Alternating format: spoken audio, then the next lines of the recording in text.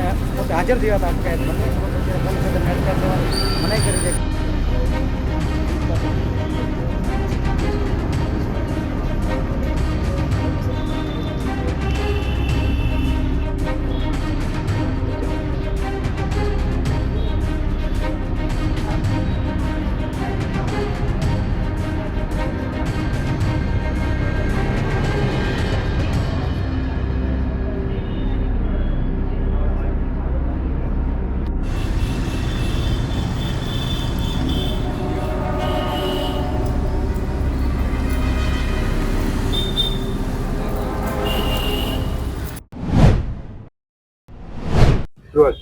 પિયુષભાઈ, આજે તમે જેતપુર તાલુકા police station માટે આવેલા હતા, તો પેલા આવેલા છો તો ક્યાં કારણસર આવેલા છો? પરમ દિવસે જ્યારે સાંજે 6 વાગ્યે, એટલે કે મને 20 તારીખે જ્યારે મારી તબિયત લથડી એ પછી મને જ્યારે રાજકોટ રિફર કર્યા મધુરમ હોસ્પિટલ ખાતે, 21 તારીખે સાંજના 6 વાગે ગોંડલ સિટી બી ડિવિઝનના પીએસઆઈ જેએમ ઝાલા સાહેબ, જેલ ઝાલા સાહેબ ત્યાં રૂબરૂ આવ્યા. એમને મને જાત જામીન ઉપર ત્યાં છોડી દીધો. 6 વાગ્યાનો બનાવ છે. ઝાલા સાહેબે પછી કીધું કે તમે રિયો લગભગ જેતપુર તાલુકા પોલીસ આવે છે.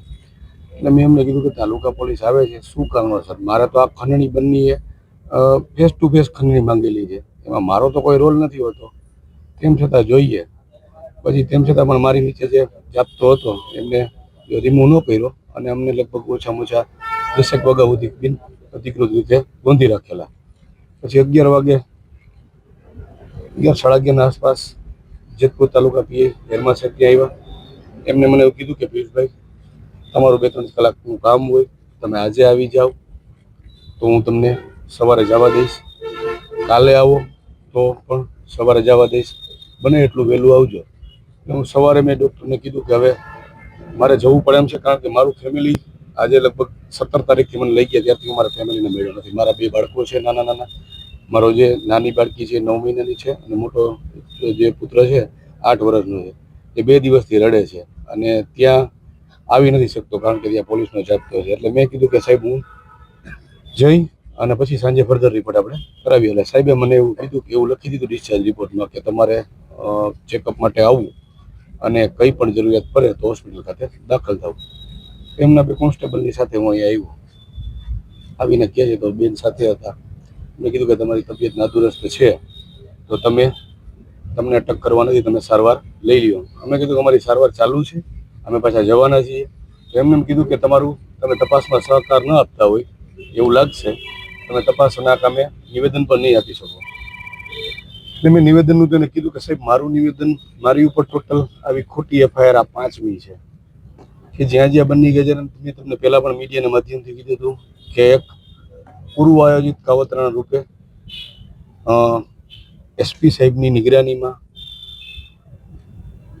અમારા ડીવાયએસપી સાહેબના માર્ગદર્શનમાં અને એલસીબી પોલીસ સ્ટેશનના એલસીબી પીઆઈની ટીમ જે છે એ પકડવા આવતી હતી. બંનેને સૌથી પહેલાં 14 તારીખે બપોરે 2 વાગે એની તલથી પકડો. જેવી ખબર પડી એમના રાજકીય આંકાઓને પોલીસે જાણ કરી દીધી કે બંને પકડાઈ ગયું છે. બંનેને 15 તારીખે સાંજે 6 વાગ્યા આસપાસ ધોરાજી રજૂ કરે છે. એ પહેલાં તો બંને ઉપર ધડાધડ 15 તારીખે 4 એફઆઈઆર થઈ છે. હું તમને કહેવા માંગુ છું કે આ તો કયા પ્રકારનો ન્યાય આપવા માટે બેઠા. તમે જુઓ, દરેક એફઆઈઆરમાં એવું લખ્યું છે કે ફરિયાદી ફરિયાદ કરતા ડરે છે. ફરિયાદીનું તમને હું પરિચય આપું. એક ફરિયાદી છે તાલુકા પંચાયતના પ્રમુખનો પતિદેવ, ભારતીય જનતા પાર્ટીનો. એક ફરિયાદી છે તાલુકા ભાજપનો પ્રમુખ. એક ફરિયાદી છે તાલુકા ભાજપના ઉપપ્રમુખ. એક ફરિયાદી છે અહીંયા અમારા ચરખડી ગામના સરપંચનો પુત્ર. આ લોકો બેન આવ્યા હતા, અલ્પેશભાઈ આવ્યા હતા. એ તો એમ કહેતા હતા ગોંડલમાં શાંતિ અને સલામતી છે, તો કાં તો હું લોરેન્સ ગેંગનો સભ્ય હોય તો જ મારાથી ડરતા હોય, અને કાં બંને લોરેન્સ ગેંગનો સભ્ય હોય તો ડરતા હોય. જો ગોંડલમાં શાંતિ અને સુખાકારી હોય તો મારાથી ડરવાની જરૂર શું હોય?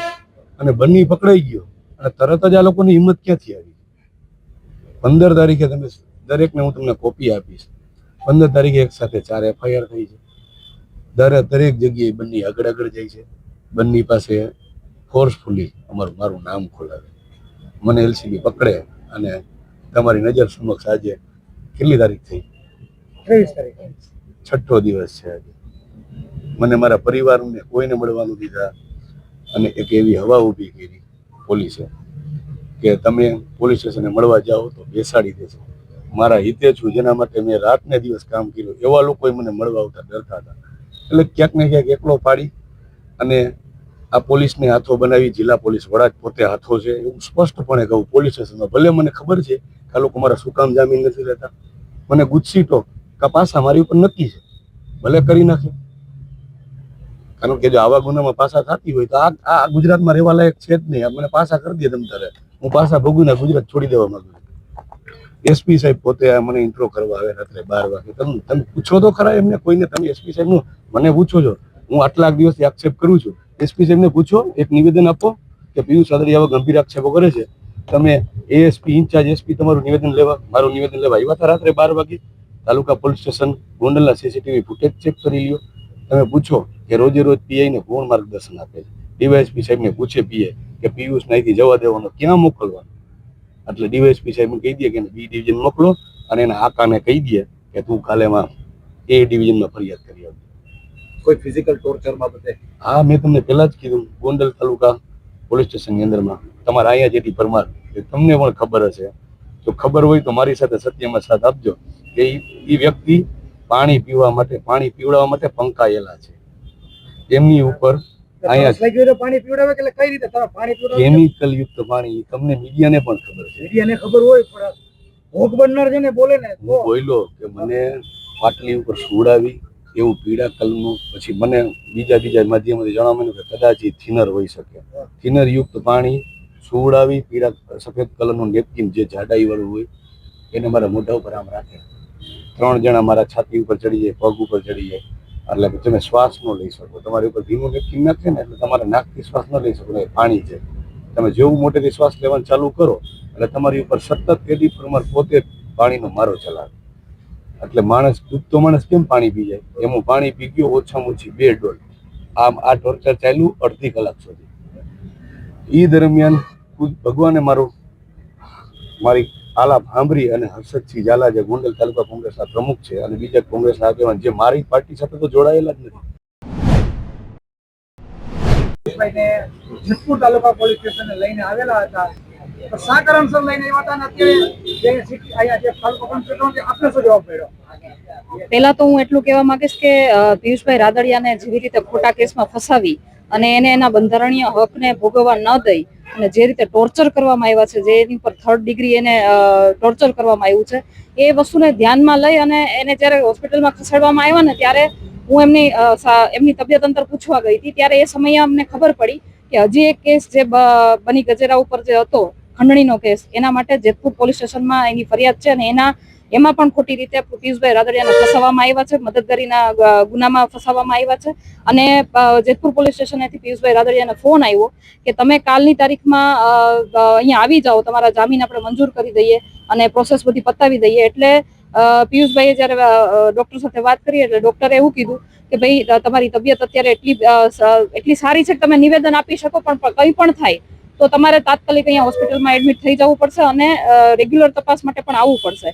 એવી કન્ડિશન ઉપર ડોક્ટરે ત્યાંથી રજા આપી અને અહીંયા જ્યારે જેતપુર તાલુકા પોલીસ સ્ટેશનથી ફોન આવ્યો એ હિસાબે એને 8 વાગે બોલાવ્યા હતા, પણ અમને હોસ્પિટલથી રજા મોડી મળી એટલે થોડું મોડું પહોંચી શક્યા. પણ અહીંયા પહોંચ્યા પછી એવું કહેવામાં આવ્યું કે સાહેબ હાજર નથી અને આજની તારીખમાં તમારા જામીન નહીં રહે.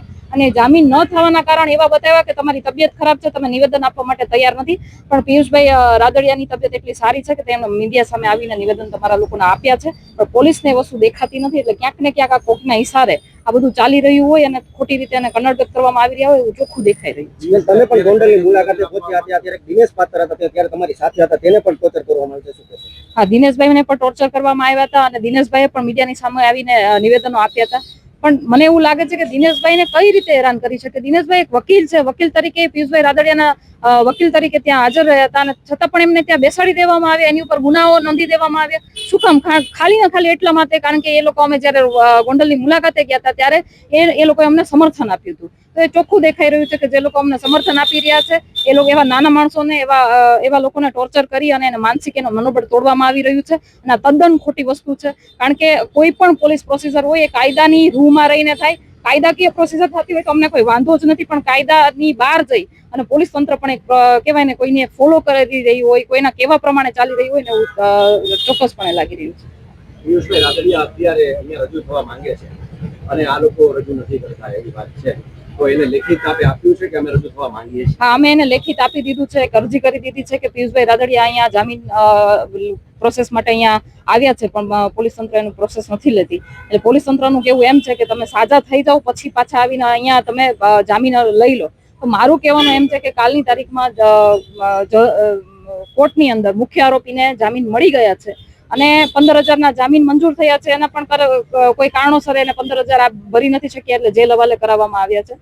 જો મુખ્ય આરોપીને જામીન મળી જતા હોય તો અહીંયા આ કેસની અંદર ખોટી રીતે ફસાવવામાં આવેલા પિયુષભાઈ રાદડિયાને જામીન શું કામ ના મળે?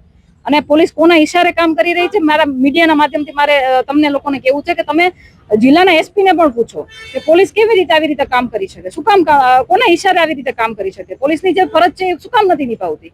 શું કામ આવા લોકોને ખોટી રીતે હેરાન કરવામાં આવી રહ્યા છે? આજે તમે એની હાલત જોઈ હશે. પોલીસે જો આ પ્રોસિજર એની પૂરી કરી દીધી હોત ને તો આટલો ટાઈમ એને હેરાન ન થવું પડ્યું હોત. એના બદલે એની તબિયત નાદુરસ્ત હોવા છતાં એ જ્યારે પોલીસના કેવા પ્રમાણે અહીંયા જામીન અરજી માટે પ્રોસેસ માટે આવ્યા છતાં પણ પોલીસે કોઓપરેટ ના કર્યું અને એને આવી કન્ડિશનમાં પાછું બહાર જવું પડ્યું, પોલીસ સ્ટેશનની બહાર નીકળવું પડ્યું અને ફરી પાછું એક વખત અહીંયા પોલીસ સ્ટેશન એને હાજર કરવા માટેની કામગીરી ધરાઈ રહી છે. અને મને એવું પણ લાગી રહ્યું છે કે આ પ્રોસેસ કદાચ હું અહીંયા સાથે છું, અમારા બીજા પાસના આગેવાનો અમારી સાથે છે એટલા માટે આ પ્રોસેસ અહીંયા ફોલો નથી કરવામાં આવી રહી. કારણ કે કંઈ પણ એને કાયદાની બહાર જઈને કંઈ કૃત્ય કરવું હોય તો અમારી હાજરીમાં ન કરી શકે, એને સીધી લીટીમાં કામ કરવું પડે એટલા માટે આ પ્રોસેસ ના થઈ. એનું રીઝન છે કે અમે જ્યારે રાજકોટથી નીકળ્યા એના પછી જ્યારે હું પિયુષભાઈની ગાડીમાં હતી અને 2 પોલીસ વાળા ભાઈઓ અમારી સાથે હતા તો એને કન્ટિન્યુઅસ પોલીસ સ્ટેશનેથી જેતપુર પોલીસ આવી રહ્યા હતા. જ્યારે અમે જેતપુર પહોંચવા આવ્યા ત્યારે અહીંયાથી એવું કહેવામાં આવ્યું કે હવે તમે અમને ગાડી આપી દો કારણ કે સારું ન લાગે. અમે એ ધરપકડ થોડી કરી છે, અમે હાજર થવા માટે આવ્યા છીએ. તમે ચલાવો કે અમે ચલાવીએ એમાં સારું શું ન લાગે એવું એમના દ્વારા કહેવામાં આવ્યું. અને એવું પણ કહેવામાં આવ્યું કે હવે આપણે પોલીસ સ્ટેશને નથી જવાનું, આપણે સિવિલમાં જવાનું છે. અરે અમે હોસ્પિટલેથી આવીએ છીએ, અમે જામીન લેવા માટે રજૂ થવા માટે આવીએ છીએ, તો પછી અચાનક અહીંયા જેતપુરમાં પહોંચ્યા પછી આ બધી પ્રોસેસ ક્યાં કરવાની જરૂર છે? હું એમની સાથે ઝઘડીને પિયુષભાઈને અહીંયા પોલીસ સ્ટેશન સુધી પહોંચાડ્યા છે. એમની એવી પણ ગણતરી હતી કે પાછલા ગેટેથી આપણે પોલીસ સ્ટેશનની અંદર જતા રહીએ જેથી કરીને કોઈને ખબર ના પડે, મીડિયાની સામે આવે નહીં. અમે ઝઘડીને આ ગેટ સુધી એમને લઈ આવ્યા છીએ અને અમને હાજર કર્યા છે. પરંતુ અંદર જઈને ક્યાંક ને ક્યાંક અમને એવું કહેવામાં આવ્યું કે ભાઈ આજની તારીખમાં તમારા જામીન નહીં થાય કારણ કે તમારી હાલત એવી નથી કે તમે નિવેદન આપી શકો. પરંતુ આપના માધ્યમથી પિયુષભાઈએ નિવેદન આપ્યું છે અને આખી ગુજરાતની જનતા જાણે છે. પિયુષભાઈને હાજર લેવામાં નથી આવ્યા એના માટે થઈને જે પોલીસ સ્ટેશને કોઈ લેખિત આપ્યું છે? હા, લેખિત આપી દીધું છે.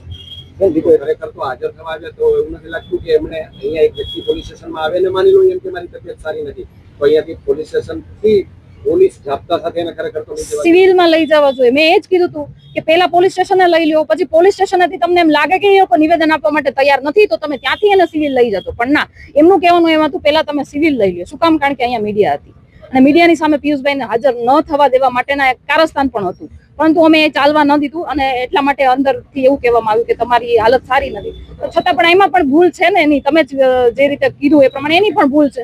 જો એવું હોય તો અહીંથી એને સિવિલ હોસ્પિટલે લઈ જવા જોઈએ અને પછી એનું નિવેદન લઈ લેવું જોઈએ. પણ ક્યાંક ને ક્યાંક મેં કીધું એ પ્રમાણે પોલીસ તંત્ર કોઈના ઈશારે કામ કરી રહી છે અને જેના ઈશારે કામ કરી રહી છે એને પણ મારે કહેવું છે કે ક્યાં સુધી તમે આવા નાના નાના લોકોને કાયદાની આડમાં દબાવ્યા કરશો? અત્યાર સુધી મેં જે પ્રમાણે પહેલા પણ કીધું હતું એ પ્રમાણે અમે કાયદાકીય લડાઈ લડીશું. જેવી રીતે કાયદાને આગળ કરીને આ લોકો ફસાવે છે એવી જ રીતે ખાલી ગોંડલની કે રાજકોટની અંદર જ કાયદો નથી, રાજકોટની ને ગોંડલની બહાર પણ કાયદા છે, ત્યાં પણ કોર્ટ છે. હાઈકોર્ટની અંદર પણ જવું પડે તો જઈશું, સુપ્રીમની અંદર જવું પડે તો પણ જઈશું, પણ કાયદાકીય લડાઈમાં અમે ક્યાંય બાકી નથી રાખવાના. દિનેશ પાત્ર અને પિયુષભાઈ રાદડિયા જે પોલીસ ઉપર આક્ષેપ કરે છે કેમિકલ યુક્ત પાણી પીવડાવ્યું છે તેને ફરિયાદ પણ નોંધવામાં આવી છે, પણ એ ઉપર હજી સુધી કોઈ કાર્યવાહી નહીં શું છે? એ ભુયેશભાઈ જે પ્રમાણે વાત કરી એ પ્રમાણે પાણીની અંદર થિનર મિક્સ કરી અને એને પાણી પીવડાવવામાં આવ્યું હતું અને એ જ વસ્તુના લીધે એની તબિયત નાદુરસ્ત થઈ, પણ છતાં પણ એને હોસ્પિટલે ખસેડવામાં નતા આવ્યા. શું કામ? કારણ કે જો તરત ને તરત હોસ્પિટલે ખસેડી દે તો એના રિપોર્ટમાં થિનર આવે. થિનર એક એવી વસ્તુ છે કે એ થોડાક સમય પછી એ ઉડી જતી હોય, એટલે એને હોસ્પિટલે ન જવા દેવાનું કારણ પણ આ જ હતું. એટલે મારું કહેવાનું એટલું જ છે કે કાયદાની રૂએ તમે કોઈ કાર્યવાહી નથી કરી, કાયદાની બહાર જઈને કાર્યવાહી કરી છે. તો જેવી રીતે સામાન્ય લોકોને કાયદો લાગુ પડે છે ને એવી રીતે પોલીસ તંત્રને પણ કાયદો લાગુ પડે છે. એટલે માપમાં રહીને કામ કરજો, કારણ કે કેસ હવે તમારી ઉપર પણ થવાના છે. ભારતીય જનતા પાર્ટીની સરકાર છે, ગૃહ લેવલે ક્યાંય રજૂઆત કરી આ બાબતે? અલ્પેશભાઈ કથિરિયા હોમ મિનિસ્ટરને મળવા ગયા હતા, હર્ષભાઈ સંઘવીને મળવા ગયા હતા, અને હર્ષભાઈ સંઘવીએ આશ્વાસન પણ આપ્યું હતું કે ભાઈ અમે જ્યાં પણ જાણ કરવાની છે ત્યાં કરી દઈશું. પરંતુ તરત ને તરત જયારે એના 5 વાગે જામીન થયા, અલ્પેશભાઈ હર્ષભાઈને મળવા ગયા અને પછી એના 5 વાગે જામીન થયા, અને તરત ને તરત જયારે જામીન આપવા માટે હોસ્પિટલમાં જયારે પોલીસ તંત્ર આવ્યું ત્યારે એવું પણ કહેવામાં આવ્યું કે અમે તો તમને જામીન આપી દીધા છે, પણ જેતપુર પોલીસ તમને પકડે નહીં તો સારું. એવું કરીને ત્યાં એ કહેવાય ને મીઠી ધમકી આપવાની વાત હતી, એવું કરીને એને ધમકી પણ આપીને આજે અમે અહીંયા જેતપુર પોલીસ સ્ટેશનમાં જયારે હાજર છીએ ત્યારે અમારા જામીન પણ મંજૂર નથી થતા, જ્યારે મુખ્ય આરોપીના જામીન થઈ ગયા છે.